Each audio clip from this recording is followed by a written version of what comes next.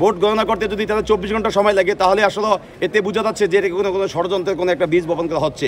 তো আমরা চাই যে এই 20 ঘন্টা লাগে না 8,000 ভোট কাজ করার জন্য। তারা ভোট যারা গণনা করছে সেখানে লোকজনের সংখ্যা বৃদ্ধি করতে পারতো। শিক্ষকদের একটি বিশেষ গোষ্ঠী তা চাচ্ছে না জাকসুরা ফলাফল ঘোষিত হোক, সুতরাং তারাই বিভিন্নভাবে আমাদের যে নির্বাচন কমিশনে আসে তাদের উপর চাপ প্রয়োগ করা হচ্ছে। আমরা বিভিন্ন মাধ্যমে এই বিষয়গুলো জানতে পেরেছি। গতকালই তো ফলাফল আমরা দাবি করেছিলাম, কিন্তু গতকাল না করে আজকে পুরো দিনটি চলে গেছে, তো সন্ধ্যা হয়ে আসছে, এখনও আমরা ফলাফল পাচ্ছি না। এখনও আমাদের অফিসিয়ালি যে 21টি হল সংসদ, সেই হল সংসদে কিন্তু ফলাফল এখন আমরা অফিসিয়ালি পাচ্ছি না।